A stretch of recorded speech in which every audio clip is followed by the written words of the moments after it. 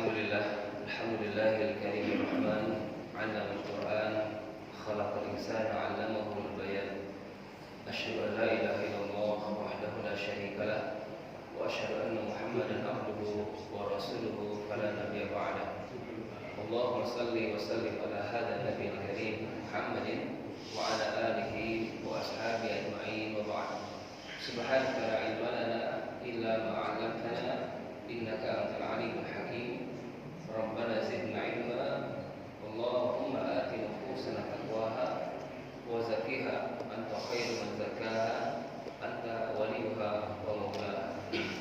Asbahna wa subhanallah walhamdulillah la syarika lah.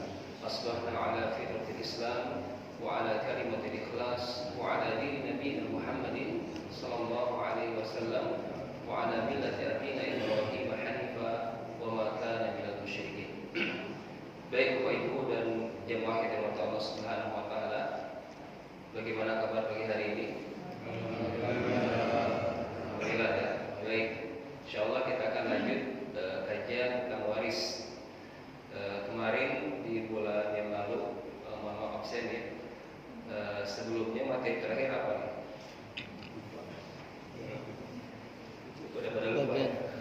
Sudah menyinggung bagian suami. Sudah masuk bagian-bagian dulu. Ada sedikit. Ada suami. Suami ada. Sudah. Iya suami. Suami istri sudah. Sudah nih. Jadi kita akan review ya. Kita akan review. Insyaallah kita akan memurojaah dulu dari skema yang sudah kita kaji bersama. Dari skema ini kita akan mengkaji kelompok di mana namanya yaitu ahli waris utama. Ya, ahli waris utama maksudnya adalah ahli waris yang pasti dapat, ya, yang pasti dapat. Dari skema yang ada yang sudah kita kaji ini ketika berbarengan semuanya hadir, itu nggak semuanya dapat, ya, nggak semuanya dapat. Yang pasti dapat itu hanya 3 golongan. Nah, kita namakan ahli waris utama. Dan alhamdulillah secara akademik ini yang saya sampaikan tadi adalah masternya saya, ya, tesis saya tentang itu, tentang ahli waris utama. Mohon doanya, lanjut ke jenjang berikutnya saya akan tuntaskan semuanya. Alhamdulillah masyaallah masih terhambat penulisannya, mohon doanya karena file-file beserta saya hilang semuanya. Ketika menginstall laptop ini saya belum sempat backup semuanya data-data. Ya diuji ujian kesabaran. Baik, mudah-mudahan Allah kembalikan lagi. Baik, siapa mereka? Mereka adalah pertama pasangan suami atau istri. Ini pasti dapat, ya pasti dapat. Yang kedua adalah anak laki, anak perempuan. Ini pasti dapat. Berarti di bawah anak siapa? Cucu. Ini masih waiting list, ya, masih menunggu. Kalau masih ada layar 1 anak, maka cucu ya terhalang atau mahjub istilahnya. Ya, itu aturan mainnya. Ya, syariat warisnya seperti itu. Ketika masih ada tabaqah al-ula, itu layar 1, maka layar berikutnya belum bisa ya mendapatkan hak waris. Berarti di sini pasti dapat ya anaknya. Kalau cucu belum pasti. Ya, mungkin dapat, mungkin tidak. Yang ketiga adalah al-abawain, ayah ibu, ini pasti dapat. Nah, ini yang bedakan antara syariat dengan hukum positif di negara kita ini. Di hukum positif itu cara atau sistemnya itu mengenal golongan. Golongan 1 itu hanya pasangan dan anak. Golongan 2 itu orang tua. Selagi masih ada golongan 1, golongan 2 nggak dapat. Jadi secara hukum positif, golongan 1 ini pasangan dengan anak udah. Selagi mereka masih komplit, ada mereka yang dapat. Orang tua dari si mayit yang meninggal itu golongan 2 enggak mendapatkan hak waris dari anak yang meninggal menurut hukum positif. Allah Subhanahu. Baik, ini diantaranya perbedaan, ya. Dan kita tidak beda-bedakan karena pilihan kita hanya satu, yaitu pilihan hukum Allah Subhanahu wa taala. Ini perbandingan saja. Baik, ini 3 golongan yang akan kita kaji di awal, yaitu suami istri, kemudian anak laki, anak perempuan, kemudian terakhir adalah orang tua. ayah dan ibu. Baik. Untuk masuk kepada ayat-ayat, ini butuh yang namanya pemahaman sikap kita terhadap ayat. Ya, karena ayat Quran itu ada 5 kategori dan masing-masing 5 ini berbeda kelakuannya. Ya. Rasul mengatakan Al-Quran nazala ala khamsati awjuh. Quran turun dengan 5 kategori. Halalun, haram, muhkamun, mutasyabihun, wa amsalun. Ada 5. Pertama apa? Kategori halal. Ya. Kategori penghalalan.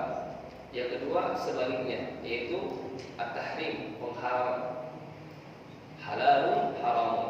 Ya, berpasangan. Yang ketiga muhkamun, yaitu ayat-ayat sudah jelas, ayat hukum yang sudah jelas dalam perkara itu.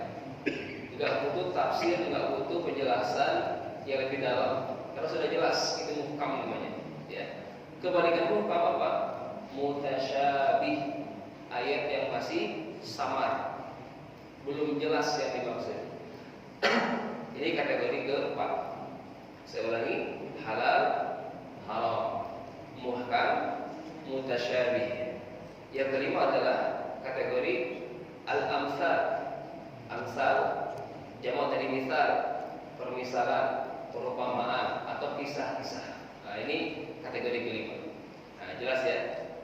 Dari 5 kategori ini ternyata ini perlakuannya berbeda. Ya. Halalun, haramun, muhkamun, mutasyabihun, wa amsalun. Rasul mengatakan selanjutnya, fa'amalu bil halal wajtanibul haram wattabi'ul muhkam wa aminu bil mutasyabih wa'tabiru bil amsal. Ini sikap kita. Ya, Rasulullah mengajarkan kita bagaimana sikap kita terhadap 5 kategori ayat tadi. Rasul mengatakan fa'amalu bil halal. Adapun ayat-ayat penghalalan, maka halalkan. Halalkan apa-apa yang sudah Allah halalkan. Nggak usah banyak tanya. Udah jelas pasti baik, pasti bergizi, pasti menyehatkan, dan pasti menyelamatkan. Itu yang Allah halalkan. Nggak usah jijik. Ya. Contoh misalkan air kencing unta. Jijik kan? Jijik kan? Halal kan? Halal. Jadi bicara masalah jijik itu semua setia. Ketika Allah sudah halalkan Rasulnya, udah halalkan. Ya. Baik itu kembali ke selera. Ya. Rasul pun ada di saat waktu yang lain itu beliau tidak makan yang dihalalkan. Ya, seperti dom, itu binatang melata gurun ya, semacam sejenis biawak, bukan biawak dengan ya. Itu dom namanya, itu disodorkan oleh sahabat. Rasul nggak makan, tapi sahabat makan. Nah itu diamnya Rasul itu tidak melarang, tapi lo tidak makan bukan berarti haram berarti itu begitu dibolehkan. Ini selera gitu kan ya. Rasul tidak selera makan seperti itu. Ini haram. Yang kedua, wajtanibul haram. Adapun yang sudah Allah haramkan, maka udah haramkan. Jangan nyoba-nyoba. Ini ya, walaupun secara ilmiah atau apa enggak, kalau sudah Allah haramkan, maka itu haram. Contoh misalkan marus dari apa tuh? Darah. Katanya buat apa? Tambah darah, gitu kan ya. Jangan percaya, ya. Secara medis gini dan sebagainya, udah itu Allah haramkan. Ya, nggak usah makan. Masih banyak dan nggak mungkin ya, mustahil bagi Allah menurunkan penyakit yang mana penawarnya adalah sesuatu yang Allah haramkan. Mustahil. Nah, maka jangan yakin dengan dunia medis gitu kan ya, tapi yakin dulu secara syariatnya dulu. Kalau Allah haramkan, udah haramkan. Walaupun katanya itu nomor sekian. Nah ini sikap kita. Yang halal halalkan, yang haram haramkan. Ya. Yang Allah halalkan itu sungguh sangat banyak. Buktinya apa? Buktinya tidak ada Quran. Betul nggak? Ada nggak yang halal di Quran? Nggak ada. Ya, nggak disebutin Pak. Saking banyaknya. Uhilla lakum thayyibat. Kami halalkan bagi kalian at-thayyibat yang baik-baik. Saking banyaknya, nggak dirinci. Tapi sebaliknya, ya Allah haramkan. Banyak atau sedikit? Sedikit. Buktinya apa? Ada rinciannya, betul nggak? Dirinci di Quran, kayak sedikitnya Pak. Bisa kita pelajari. Silakan itu aja. Apa aja kita? Bangkai, darah, ya, dan sebagainya, binatang bertaring, bercakar, selesai. Itu hanya hitungan jari. Tapi mohon maaf, bebannya manusia. Ya. Bahkan kabar terakhir ada siapa perempuan itu yang makan babi pakai Bismillah, akhirnya penjara 12 tahun. Gitu. Ya itu rasakan aja risikonya. Nah, ini nantang ya hukum Allah Subhanahu Wa Taala. Baik. Yang ketiga, ayat muhkam yang sudah jelas. Di antaranya adalah ayat waris. Ini sudah jelas. Jadi cara memahami ayat waris itu, ya, dengan cara apa? Amalkan kata Rasulullah. Wattabi'u al-muhkam, ikuti yang sudah jelas. Ini angka sudah jelas, itu enggak nisbi.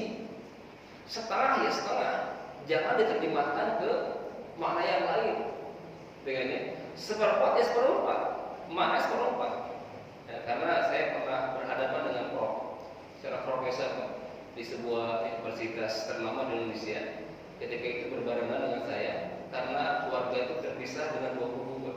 Satu bawa saya, satu bawa prof itu. Ketika jadi bertemukan, ya dalam sebuah majelis, kemudian prof itu menghampirkan ayat seperti ini, Pak. Ya kata beliau, ya setengah itu masih nisbi, tidak pasti setengah itu. Ya, banyak argumen lah, kayaknya logika mereka kan di sana mainnya, Pak. Ya, saya bilang ini ayat sudah jelas. Anak SD aja bisa terjemah udah bisa, dengan kalau saya bilang profesor aja udah paham. Nah, maka ayat muhkam seperti ini butuh apa? Pengikhlasan dari kita, ya kan? Karena sudah jelas yang dimaksud. Aqimus shalah wa atuz zakah. Jelas nggak? Jelas, ya. Nggak usah buka tafsir pun sudah paham kita ini. Dirikan sholat, keluarkan zakat, selesai. Maka amalkan aja. Nggak usah banyak tanya. Ustaz, fadilah sholat apa? Saya tanya lagi, sudah sholat belum? Belum. Ya gimana mau merasakan fadilah kalau dia belum melaksanakannya? Nah, ini yang muhkam seperti ayat waris ini, sikap kita apa? Ittabi, ikuti, ya. Dan jangan pakai logika, pakai iman aja, terima aja, ridho aja. Insya Allah berkah hidupnya, ya. Insya Allah nggak akan bimbang hidupnya, nggak akan ragu, ya. Karena orang-orang yang mengikuti petunjuk Allah seperti ini, di antaranya adalah fala yadillu wa la yashqa. Dia nggak akan bimbang, nggak akan tersesat, dan nggak akan celaka. Sebaliknya, orang-orang yang menafsirkan dengan tafsiran yang melenceng, nyeleneh, maka dia akan tersesat dan kelak nanti akan celaka. Karena menjerumuskan masyarakat ke dalam pemahaman yang salah. Ini yang muhkam. Kebalikannya apa? Mutasyabih, ayat yang samar, yang belum jelas. Contoh apa? Fawatihus suwar, pembuka surat. Alif Lam Mim, Yasin, Nun, Shad, Qaf. Sudah jelas belum? Mananya? Belum, ya. Paham enggak Bapak Ibu mananya apa? Ya. Wallahu a'lam bis-shawab, itu kan maknanya. Tapi itu ucapan kita. Wallahu a'lam bis-shawab, artinya ya Allah yang telah mengetahui kebenaran makna balik Nun, Qaf dan sebagainya. Ini sama, ya. Logika kita, sekalipun Bapak Ibu sudah gelar profesor di Quran gitu kan ya, menguasai tafsir dan sebagainya, bersentuhan dengan mutasyabihat, maka tanggalkan semua identitas tadi. Utamakan apa? Wa aminu bil mutasyabih, kata Rasul. Imani ayat-ayat yang mutasyabih, yang belum jelas, yang masih samar. Aurasiakan maknanya. Dan itu menunjukkan kita ini tidak berdaya, ya. Sekitar apapun kita nggak bisa tembus, ya, memaknai di balik Nun, di balik alif lam mim, tapi yakini itu adalah kalamullah, ucapan Allah. Betul nggak? Karena Quran, para ulama mengatakan kalamullah al-mu'azzir al-munazzal 'ala Nabi sallallahu alaihi wasallam al-manqul ilaina bi tawatur al-muta'abbad bi tilawati. Kita Muhammad mengatakan kalamullah, ucapan Allah. Jadi Nun itu kalamullah.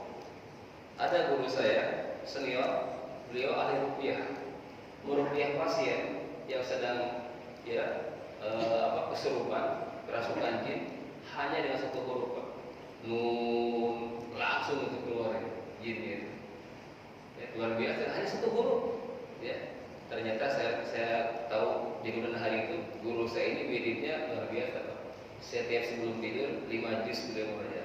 Ini berarti kekuatan 5 juz setiap malam gitu kan ya.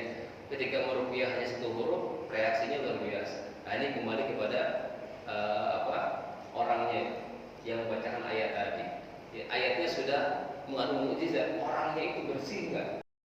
Mulazamah enggak? Istiqomah enggak? Walaupun ayatnya sering dibaca ayat ruqyah sebagai orang yang ruqyahnya itu maaf masih kotor hatinya, ahlul maksiat, dia akan mempan, ya. Sehebat apa senjata gitu kan ya. Kalau orang itu nggak paham data itu, ya nggak akan pernah. Nah di sini al-mutasyabihat yang samar-samar cukup kita imani saja. Terakhir yang kelima, Rasul mengatakan wa'tabiru bil amsal. Adapun ayat-ayat permisalan, kisah-kisah, perumpamaan, maka apa? I'tibar, ambil pelajaran. Ya, yang baik kita ambil, yang buruk kita tinggal. Jangan sampai yang buruk ini terulang kembali. Baik, kembali ke ayat. Ini yang sudah kita kaji tentang bagian pasangan suami atau istri. Ya jelas. Ketika membahas suami, yang meninggal siapa? Istri. Ya. Walakum nisfu ma taraka azwajukum illam yakun lahunna walad. Pengalannya di sana. Ini penguatan, pengurangan, mengulang ya. Walakum nisfu ma taraka azwajukum. Dan bagi kalian, siapa di sini? Suami yang dimaksud. Nisfu ma tarak, setengah dari apa yang ditinggalkan oleh azwajukum, istri kalian. Ya. Syaratnya apa? Illam yakun lahunna walad. Kalau si istri yang meninggal tidak meninggalkan walad. Apa tuh walad? Keturunan, bukan hanya anak saja. Saya khawatir memahami kalau bapak ibu menyebut anak saja, berarti kalau ada cucu nggak setengah dong, gitu kan ya. Jadi walad itu apa? Keturunan. Anak, cucu, cicit, jangawari, kodok-kodok, atau simut kalau masih ada, nah, itu jadi syarat. Dengan syarat tadi ya cucu ke bawah itu ada jalur laki-laki. Itu nggak ada sama sekali. Ya. Illam yakun lahunna walad. Al-walad yashmal dzakar kana aw unsa. Walad di sini maksudnya bisa laki bisa perempuan. Itu walad juga artinya. Ya. Keturunan laki atau perempuan, baik itu anak, cucu atau yang di bawahnya. Itu tidak ada sama sekali. Tidak ada di sini illam yakun lahunna walad. Jangan sempit pemahamannya. Diperluas. Maksudnya apa? Tidak ada anak. Memang dia nggak punya anak karena belum nikah, gitu kan ya. Atau sudah nikah, ya dia nggak punya anak, belum Allah kurniakan keturunan. Itu si mayit tadi. Ini bicara mayit ya. Yang kedua, dia punya anak, tapi anaknya sudah meninggal duluan. Nah, yang sudah meninggal duluan, dia nggak tidak ada. Karena anak itu adalah para orang yang hidup ketika pewaris wafat. Ketika anak sudah belum meninggal, anak satu-satunya katanya meninggal duluan, dia jangan tidak ada anak. Saat si istri meninggal tadi, maka suami dapat berapa? Setengah dari harta istrinya. Itu yang kedua kemungkinannya. Ketiga apa? Istri punya anak, tapi anak inilah yang bunuh dia, membunuh ibunya. Punya anak sematawa yang ya, kemudian si anak tadi membunuh ibunya, meninggal ibunya akan dibunuh anaknya. Maka suami apa?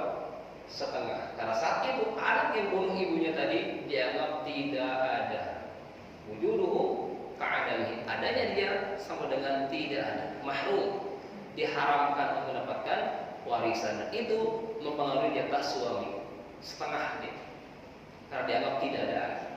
Apa yang keempat kemungkinannya adalah illam yakun lahunna walad, adalah si anak tadi atau walad tadi itu murtad, beda agama. Nah, murtadnya sebelum wafatnya si istri tadi. Jadi istri punya anak yang murtad, istri meninggal. Nah, maka keadaan murtad tadi dianggap tidak. Ini makna dibalik illam yakun lahunna walad. Karena kalau bapak baca terjemahan kalimatnya jika mereka tidak mempunyai anak, itu aja kan ya.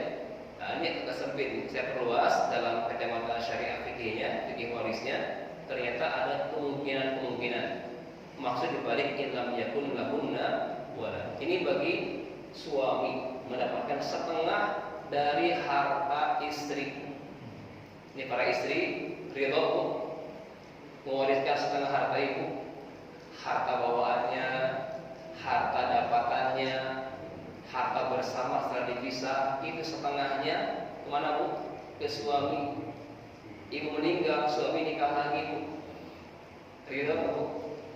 Masya Allah. Ya, dipakai modal lagi gitu kan ya. Ini kira-kira ibu sebagai istri berpahala nggak sih Bu mewariskan setengah harta itu? Berpahala. Pahalanya gedean mana Bu? Mewariskan atau mewakafkan? Ibu maunya wakaf atau mewaris Bu? Kira-kira mana yang ibu pilih? Wakaf atau waris? Ini ibu nggak punya anak, ya. Suami ada, gitu kan ya. Atau waris? Saya wakaf aja sebenarnya daripada turun ke suami. Ada seperti itu punya saya tinggal. Baik, kira-kira pilih mana? Wakaf atau waris? Mana yang kedepannya? Wakaf atau waris? Ya. Wakaf itu hukumnya apa? Nyampe wajib nggak? Nggak nyampe wajib. Sedangkan waris hukumnya apa? Nah, pahala wajib dan pahala yang tidak wajib sama atau tidak? Besaran mana? Saya tanya. Qobliyah subuh tadi yang Bapak berdirikan 2 rakaat yang pendek itu ringan kan? Kuliah sama kulhu aja kan? Qobliyah subuh tadi, qobliyah subuh berapa pahalanya? Khairun minad dunya wa ma fiha. Itu pahala sunnah qobliyah subuh, apalagi subuhnya. Nah itu caranya. Wakaf pahalanya besar. Itu punya nggak wajib. Sunnah muakkadah ya. Itu pahala wakaf besar tadi. Apalagi yang hukumnya wajib tadi waris tadi. Berarti pahalanya di atas wakaf. Wakaf dibatasi maksimal di 1/3, gitu kan ya. Sisanya diwariskan 2/3 tadi. 2/3 tadi wariskan ke suami setengahnya itu. Dari 2/3 itu. Kalau itu wakaf, jadi wakaf ya, waris ya. Oh, luar biasa itu pahalanya. Nah, baik. Nah, jadi ini bukan masalah ridho nggak ridho, tapi kalau sistemnya enak banget nih suami, gitu kan ya. Udah nggak kerja, pengangguran, giliran belum meninggal, nikmat tidak harta. Nah, seperti ini ya. Ini kan nafsu ya, itu kan emosi dan sebagainya. Maka di sini karena pernikahan, ini materi yang sudah kita sampaikan, karena pernikahan menyebabkan kewarisan, suka tidak suka, cinta tidak cinta, sayang tidak sayang. Ketika ada kewafatan, maka mayit yang banyak harta tadi akan diwariskan hartanya kepada para ahli waris. Tadi antara adalah suaminya, tapi syaratnya adalah suami yang sah, masih dalam ikatan pernikahan. Adapun mantan suami, dapat nggak? Nggak dapat. Ya. Jadi bapak mikir 10 kali Pak.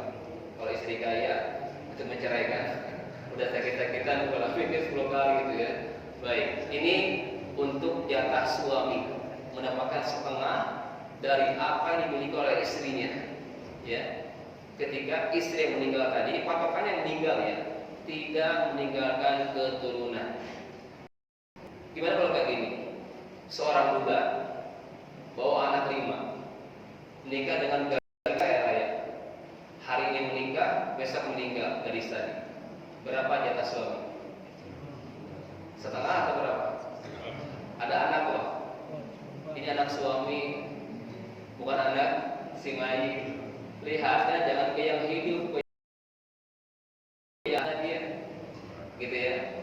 Nah, ini kan ada anaknya, itu anak bawaan suaminya, bukan anak keturunan si mayit tadi. Maka dalam kondisi tersebut suami masih di atas setengah. Ya. Terkait dengan itu, apakah dengan harta penuh irisan? Jadi istri tadi menikah membawa harta sendiri, setelah menikah menjadi satu itu. Apa termasuk itu juga? Baik. Harta itu 3 macam. Ada harta bawaan, ada harta dapatan, ada harta bersama. Oke. Harta bawaan yang kita bawa sebelum nikah itu milik siapa?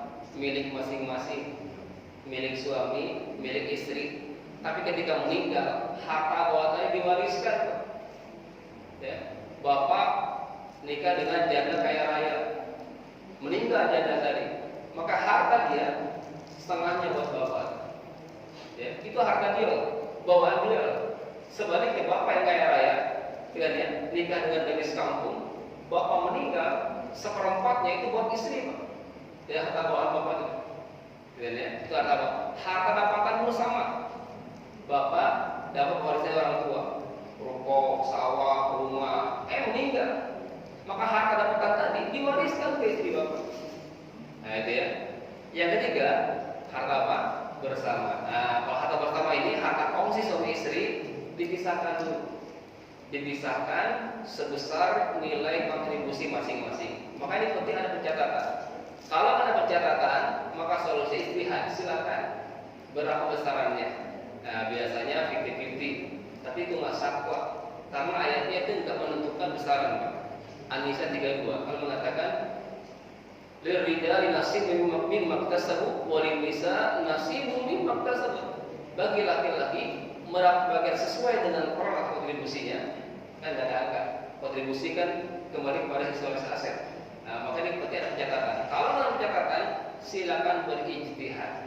Nah, maka menarik kemarin kita diskusi dengan notaris menyikapi undang-undang pernikahan kita yang ada pasal syarat 7 menurut saya percampuran harta suami istri atau harta gonogi ini, gitu kan ya. Makanya ada istilah perjanjian pranikah, ya. Sebenarnya nggak harus pranikah sih, boleh juga. Bapak sudah berumah tangga sekian tahun, pengen ikut perjanjian pernikahan boleh. Ya perjanjian tadi itu di depan notaris, gitu kan ya. Tidak mesti sebelum nikah, sebelum akad. Ba'da akad pun boleh, gitu kan ya. Biasanya yang dimuat dua hal. Pertama masalah harta, ya. Jadi yang tidak jadi disebut dijelaskan hartamu, hartamu, hartaku, hartaku. Ya, hutangmu, hutangmu, hutangku, hutangku. Itu ada perjanjian. Nah, itu untuk meminimalisir tadi pasal yang pernikahan tadi. Kalau ada perjanjian maka pasal tadi tidak terpakai. Sesuai dengan perjanjian pernikahan tadi, kembali kepada perjanjian sebelum nikah tadi, pemisahan aset, dan itu sesuai dengan syariat sebenarnya. Dalam syariat dikenal dengan pemisahan aset. Aset suami yang mana, aset istri yang mana. Ya, jadi tidak kalau di undang pernikahan kan dengan pernikahan melebur, gitu kan ya. Nah, seperti itu. Peleburannya itu diluruskan oleh syariat, gitu kan ya, sesuai dengan kontribusi historis. Jadi nggak serta-merta melebur. Karena ada seorang suami menafkahi istrinya bukan memanjakannya, itu udah ada lagi harta gonogi. Ya, di rumahnya sudah dikasih, kendaraan sudah dikasih, bahkan perusahaan pun dikasih dan sebagainya. Sudah diplotkan, misalkan bapaknya 4 istri, misalkan masing-masing sudah bapak plotkan, dimanjakan semuanya. Nggak ada lagi harta bersama. Karena Allah sudah memanjakan bahkan ya, bukan menafkahi, memanjakan istri, gitu kan ya. Itu nggak ada lagi kategori harta bersama. Nah, maka tadi perjanjian pernikahan. Tapi ketika tidak ada perjanjian pernikahan, maka itu melebur menjadi milik suami istri. Nah, cuma yang racunnya adalah ketika harta bawaan, harta dapatan melebur, ini yang racun. Nah, kalau syariat itu dipisahkan, harta bawaan, harta dapatan itu milik masing-masing. Perolehannya walaupun diperoleh pasca pernikahan. Karena undang-undangnya itu apa yang diperoleh pasca pernikahan jadi milik bersama, gitu kan ya. Nah, itu racun di sana kan nggak mau seperti itu. Maksudnya adalah ketika ada kongsi, ya, kongsi ini bisa jadi bentuk materi atau imateri, betul kan? Ya, ada kasus yang kita alami, seorang hakim itu gaji ya diserahkan ke istrinya full semuanya. Dia memisahin mana uang jajan, mana uang belanja, mana uang kosmetik, mana uang dandan, mana uang nafkahnya, nggak dipisahin. Tiba dengannya udah disorin aja ke istrinya itu. Istrinya cerdas, dia hemat, ya, nggak pakai skincare, cukup jarum pipis misalnya. Dia hemat dari sisi ekonomi, gitu kan ya. Lauknya ada seperti bergizi, tidak begitu mewah. Apalagi nih, dia hemat, gak jajan-jajan, gitu kan ya. Cukup yang ada. Akhirnya tersisalah uang yang banyak, dipakailah untuk bangun kontrakan. Sisi tadi menjadi mandornya, Pak. Yang ngelola pembangunan, yang ngelola keuangan, yang ngelola dasar itu istrinya semuanya itu. Meninggal suami, kata anaknya, mama kan nggak bekerja di rumah tangga, itu semuanya harta papa. Kira-kira ada nggak seperti itu, Pak? Selama pernikahan, istri yang ngurus finansial planningnya. Ini kalau kita bayar finansial planner berapa tuh, Pak? bayar malam berapa, ini istri kita yang urus. Ya kan jasa, nilai, ya kan peran. Dia nggak bisa kita takar dengan rupiah, gitu kan ya. Maka undang-undang KH ini menyelamatkan tipe-tipe keluarga seperti ini. Maka ada harta bersama istilahnya. Kalau di hukum perdata harta gini ya. Kalau di KH ini harta bersama itu harta kongsi antara suami istri dibagi dua, gitu kan ya. Nah, bagian tadi, nah ini yang kita koreksi itu ada dua kemungkinan. Ketika ada pencatatan, ya, karena kami pernah menangani kasus istrinya notaris, ya, suaminya mohon maaf abang Gojek, notaris kan, tugasnya apa? Nyatat, gitu kan ya. Ketika mereka beli aset, ya rumah, taruh tekannya, dan dia si istri mencatat tuh cicilannya barang-barang emang, tapi kalau dicatat ternyata istri lebih banyak cicilannya sampai 70% cicilan rumah tadi. Sisanya siapa? Suaminya. Meninggal suaminya. Coba saya tanya, aset tadi milik siapa? Milik berdua kan? Cicil barang loh, gitu kan ya. Kontribusi jelas tercatat. Nah, yang jadi objek waris yang mana? Yang 30% aja, yang punya suami. Istri saving 70% tadi. Kenapa? Itu kontribusi dia, milik dia.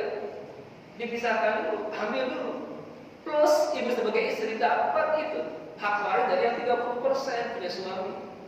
Nah gitu ya. Nah, jadi jelas gitu kan ya.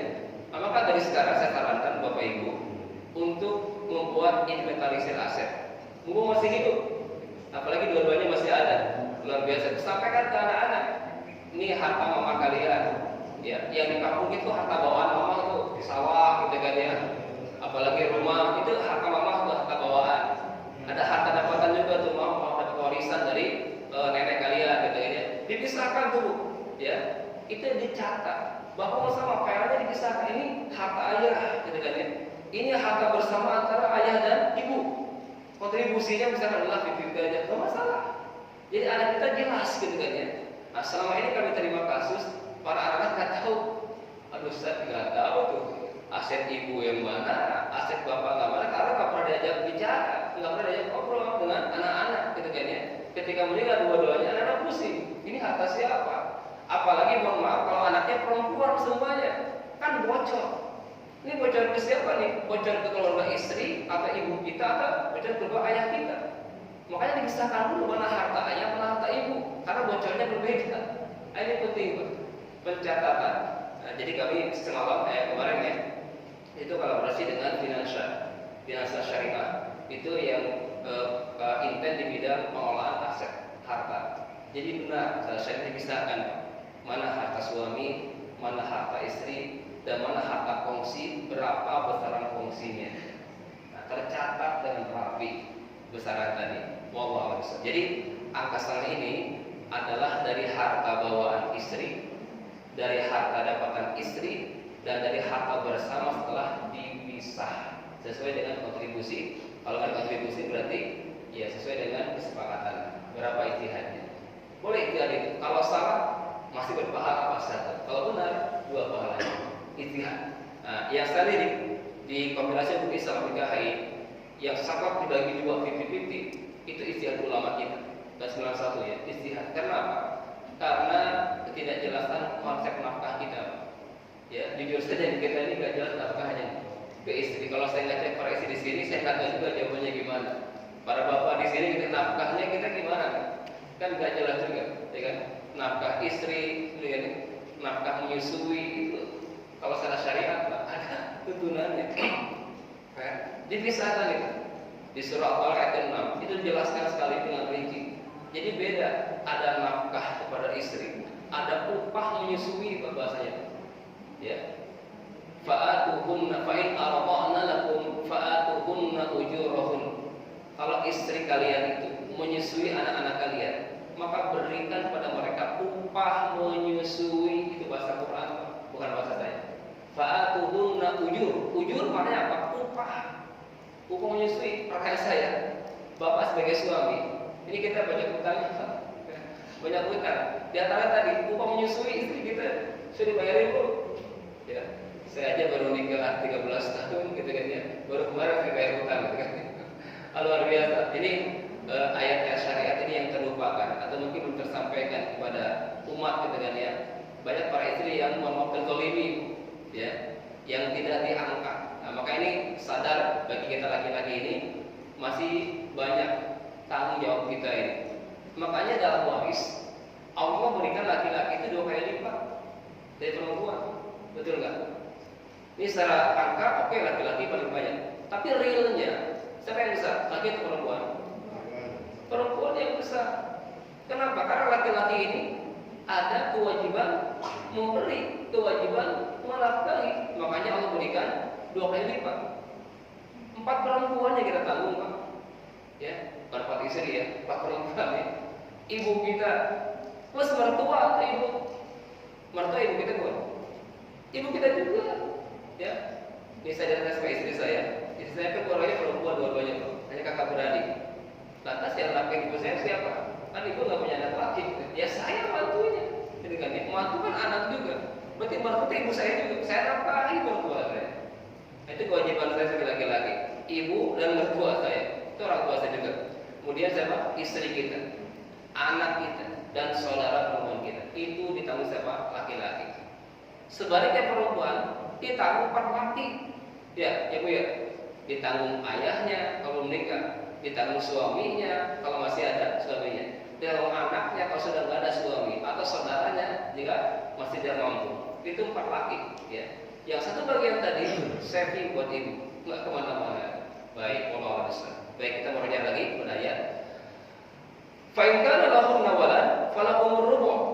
Sebaliknya, kalau si mayit istri tadi meninggal, meninggalkan keturunan 1 atau 2, laki atau perempuan terserah, yang penting ada aja, ya. Maka bagian suami berapa? Falakumur rubu', mendapatkan setengahnya dari yang tadi, 1/4. Geser setengah ke 1/4. Mimma tarakna, dari apa yang ditinggal oleh istri-istri kita. Mim ba'di wasiyatin yusina biha audain. Angka tadi setengah 1/4 itu setelah ditunaikan wasiat dan hutang. Ini ayatnya wasiat itu baru hutang dulu, tapi eksekusinya hutang dulu baru wasiat hutangnya. Ya, jangan dibalik.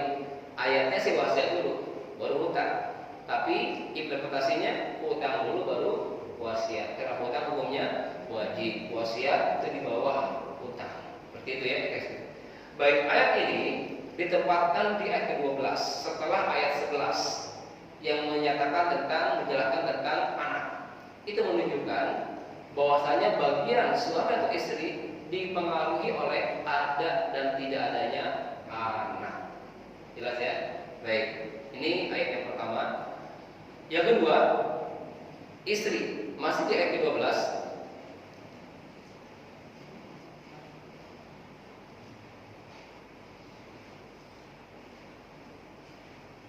Baik, sekarang latihan untuk para istri, ya. Walahunna rubu'. Yang meninggal sampai sekarang suami yang wafat, istri yang hidup, ahli warisnya. Walahunna rubu' mimma taraktum illam yakun lakum walad. Dan bagi para istri mendapatkan 1/4 dari apa yang ditinggalkan oleh kalian wahai suami, illam yakun lakum walad. Jika kalian wahai suami tidak meninggalkan keturunan, ibu dapat setengahnya dari yang suami. Suami lagi setengah kan, kalau ibu 1/4, setengah dari setengah, 1/4-nya. Jika suami yang meninggal tidak meninggalkan keturunan, atau dengan 4 kemungkinan tadi. Masih ingat ya? Pertama apa? Gak punya anak. Yang kedua, punya anak tapi sudah meninggal duluan. Punya anak tapi dia membunuh. Tapi dia murtad. Itu 4 kemungkinan dibalik kalimat in lam yakun lakum walad. Oke. Sebaliknya, fa in kana lakum walad falahunna thuluth. Kalau suami yang wafat tadi meninggalkan keturunan, baik dari istri yang ada ini atau dari istri sebelumnya, tapi nikahnya sah, bukan zina. Ya, nikahnya sah, misalkan bapak nikah istri pertama, meninggal istri pertama, ada anak, nikah istri kedua, meninggal bapak sekarang, istri kedua tadi, walaupun belum punya anak dari dia, gitu kan ya. Istri bapak ini punya anak dari istri pertama, itu anak bapak kan. Maka istri yang ada tadi mendapatkan berapa? 1/8. Walaupun anak yang ada bukan dari anak istri ini, tapi yang pasti adalah itu anak suami, anak si mayit. Nah, itu patokannya tuh kembali ke si mayit. Thumun, seperempat, seperdelapan ini berlaku untuk poligami juga. Tapi maknanya bukan masing-masing seperempat, bukan masing-masing seperdelapan. Ya, kalau masing-masing seperempat habis seperempat masing-masing 4 istri, habis hartanya ke istri mana kan? Enggak. Jadi seperempat ini untuk siapa? Untuk berempat. Walaupun rubuh, dan bagi kalian wahai para istri dengan dia berapa? Seperempat dibagi 4. Kalau poligami seperdelapan dibagi 4. Gak ada bedanya antara istri pertama, 2, 3, 4, sama semuanya, rata bagian. Walaupun pernikahannya berbeda, yang satu sudah berapa tahun, yang berapa tahun lagi gitu kan ya. Tetap karena satu sebab akad nikah, maka bagian tadi seperempat dibagi rata antara istri yang ada. Baik, ini masih di murojaah. Masuk ke kelompok yang kedua, yaitu kelompok anak, ya.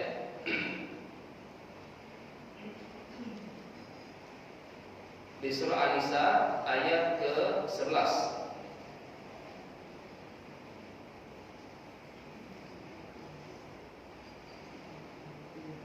Mundur ayatnya, ya. Baik, kita akan masuk ke bagian anak. Anak laki, anak perempuan. Baik, kita lihat anak laki dulu. Anak laki ini kemungkinan akan didapatkan oleh anak laki asabah bin nafsi, atau yang kedua asabah bil ghair. Maksudnya apa? Baik, ini ayatnya. A'udzubillahi minasyaitonirrajim. Bismillahirrahmanirrahim. Yusikumullahu fi auladikum lidzakari mislu hadzil unsayain.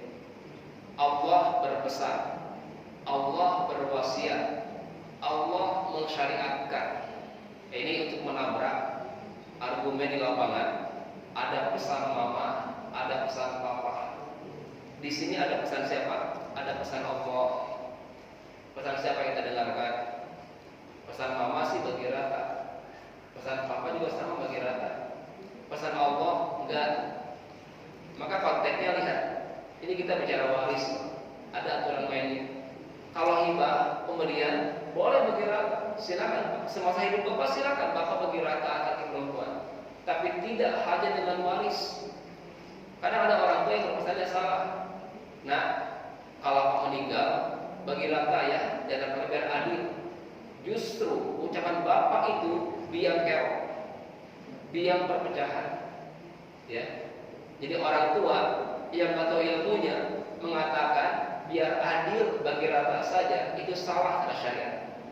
Karena adilnya waris bukan bagi rata, adilnya waris sesuai dengan syariat. Jadi adil itu bukan maknanya bagi rata, bukan.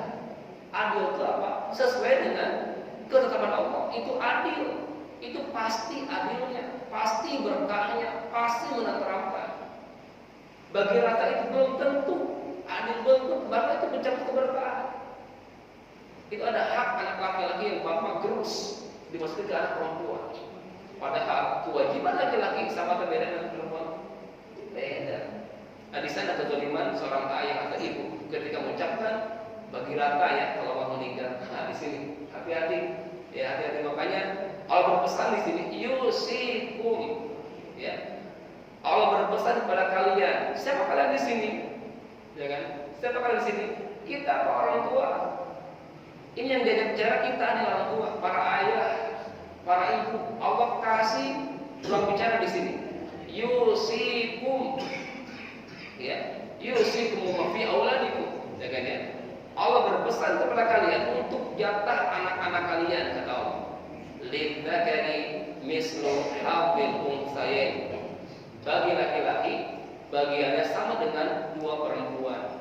Maka istilah kita 2:1. Ini ketetapan Allah. Ya. Ini adilnya Allah. Apakah kita ragu? Alaihissallahu bi ahkamil hakimin. Dialah Allah yang maha bijak dalam memutuskan. Kalau kita sebagai seorang ayah, dasarnya apa? Kasih sayang. Bapak punya anak 2, yang satu rajin ke masjid, yang satu lagi ke diskotik, sayang mana Pak? Pasti yang suka rajin ke masjid gitu kan ya. Tapi bagi Allah enggak. Allah sayang dua-duanya. Bicara waris, anak yang durhaka ke orang tuanya, anak yang taat ke orang tuanya, dua-duanya dapat warisan. Selagi dia tidak membunuh dan tidak beda agama, itu saja. Mungkin dia nggak berbakti pada bapak, dia nggak merawat ibu ketika sakit, dia nyakitin ibu, nyakitin bapak, tetap warisnya nggak gugur. Ini bicara waris di sana adilnya, bukan kasih sayang. Nah, kita ini diuji oleh Allah. Kalau kita kan pilih-pilih, ya, ada udah kalau bukan anak apa lagi nggak bisa, ucapan tadi nggak bisa membatalkan menggugurkan hak waris anak kita. Ini cara-cara Allah. Makanya sebenarnya mohon maaf, rotasi harta itu, perubahan harta itu bukan dari bapak ke anak, bukan dari suami ke istri, bukan seperti itu. Apa yang bapak miliki hari ini, ketika Allah wafatkan, ucapin apa kita? Inna lillahi wa inna ilaihi raji'un. Balik ke siapa? Ke Allah. Yang bapak miliki hari ini kembali ke Allah. Rumahnya, asetnya, sawahnya, rumahnya kembali ke Allah. Allah yang ambil itu ketika bapak wafat. Walillahi mirathus samawati wal ardi, milik Allah lah. Warisan bumi dan langit ini Allah ambil itu semua. Sudah diambil, Allah balikin lagi. Dikembalikan kepada siapa? Kepada ahli warisnya. Allah tetapkan siapa dan berapa bagiannya. Allah sendiri bakal itu. Nah, jadi kita sebagai anak-anak bukan warisan dari orang tua, bukan. Itu dari siapa? Dari Allah. Nah, gitu ya. Jadi cara mengimani rotasi harta itu. Ya kadang kita nggak sadar juga. Ya, kan kata mama bagi rata, Bang. Hanya kata mama lagi nih kan ya. Nah, ini dihilangkan. Maka dari sekarang tugas orang tua apa? Mengenalkan kepada anak-anaknya tentang syariat. Syariat itu bukan hanya sholat saja, bukan hanya puasa saja. Waris itu syariat. Sampaikan kepada mereka. Ya, baik. Pesan Allah adalah lidzakari mislu hadzil unsayain. Ketika ada laki perempuan. Nah, di sini ya, mungkin saya dari yang mudah dulu. Asobah, ya. Kondisi asobah ini adalah di mana kondisinya dia bisa mengambil harta semuanya atau sisa, ya. Jika anaknya semuanya laki-laki, maka harta tadi dibagi rata. Kalau semuanya laki-laki, ya Pak, siapa yang punya laki-laki semua, bagi jumlah anak kita, itu bagiannya. Tapi ketika Pak punya anak laki dan perempuan, nah, waktu itu kentalnya dengan jenis kelamin. Tidak ada bedanya antara si kakak dan si adik. Enggak ada bedanya antara si bungsu dan si cikal, enggak ada bedanya. Yang dibedakan adalah jenis kelaminnya. Laki-laki berapa, perempuan berapa. Terjadilah namanya asal bil ghair. Hukum 2:1 ketika berkumpul laki perempuan dalam satu layar, satu tabaqah atau derajat. Anak gitu jadi. Dua-dua apa mereka itu anak satu jalur. Jadi satu baris satu saf, anak. Nah, maka hitungannya adalah setiap laki-laki diberikan 2 saham, setiap perempuan 1 saham. Contoh, bapak ibu punya anak 3, laki-laki perempuan. Gimana cara kasihnya? 2, 2, 1. Jadi berapa bagian? 5 bagian. 2/5, 2/5, 1/5. Nah itu warisannya. Bapak punya anak 5, laki-laki 3, perempuan 2, berapa bagian?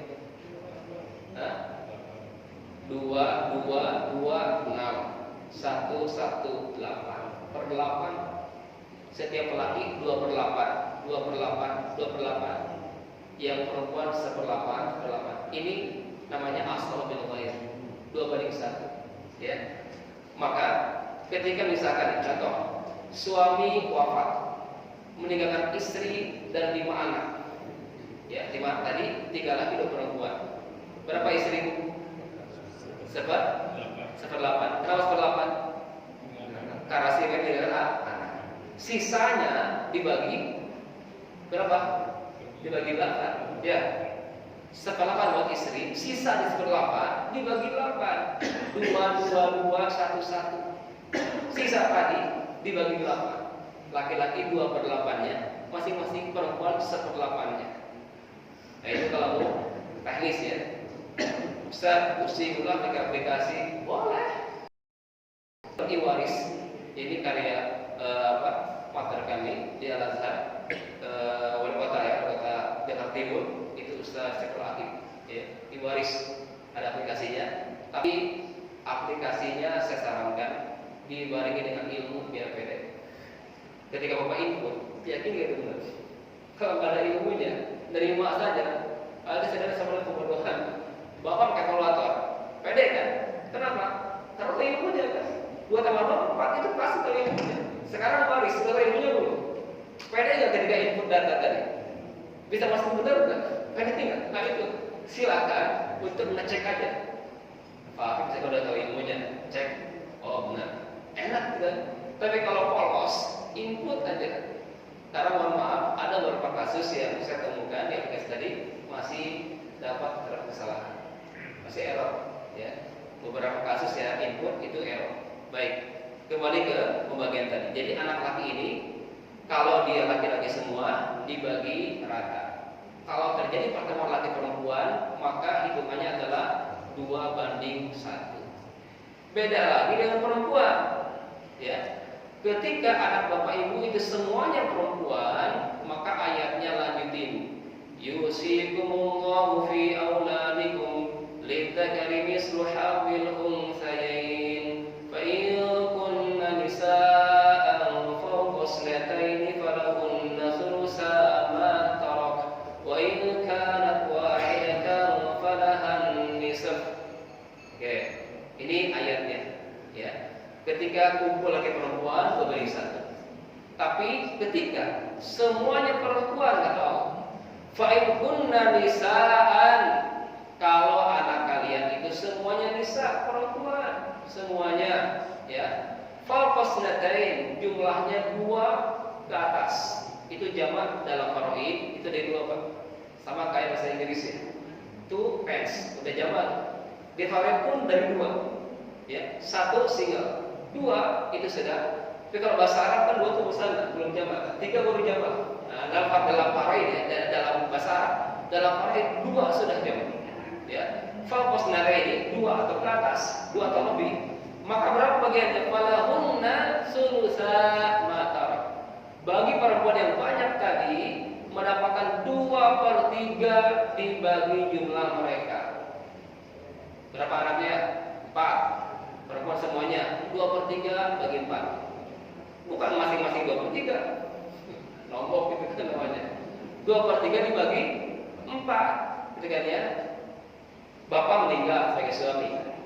Meninggal suami wafat, meninggalkan istri dan 4 anak. Plus bapak punya adik. Ya, suaminya adik saudara kandung nih, ya, adik kandung nih. Istri berapa? 1/8. 4 anak perempuan berapa? 2/3 dibagi 4. Ada bocor itu.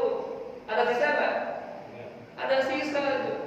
1/8 buat istri, 2/3 buat anak-anak. Masih ada sisa tuh bocor. Buat siapa itu? Buat adik suami ibu, saudara kandung itu. Sisanya enak banget, gitu kan ya. Nggak pernah WA, nggak masalah terbaik. Itulah waris, ya. Nggak butuh kesolehan. Yang penting dia ada nasab ke suami yang bapak tadi. Adik kandungnya ternyata dapat sisanya. Nah, maka mohon maaf ya, bapak ibu yang punya anak perempuan, semuanya perempuan masih bocor, enggak close, ya. Silakan ikhtiar lagi dari hidup yang satu atau hidup yang lain, silakan gitu kan ya. Kalau mau close gitu kan ya, karena perempuan kan utuh, ya. Seperti itu. Ini kalau semuanya perempuan 2/3 ya Bu ya, jatahnya itu. Sisanya bocor ke kerabat-kerabat suami. Baik. Lanjutin. Wa in kana ya. Bocornya itu dibagi rata. Kenapa? Bocornya itu dibagi rata. Dibagi 4 rata. Enggak, yang bocornya dibagi rata juga. Kan saudara kandung itu kan ada tadi perempuan sama. Baik. Untuk saudara kandung saya kayaknya dulu ya. Karena harus loncat. Jadi kita fokus ke perempuan dulu. Karena kalau saya jelaskan pusing lagi nih. Jadi fokus aja dulu. Jadi saya mulai dari yang termudah dulu kasusnya itu. Jadi sementara saya apa dulu ya Pak ya.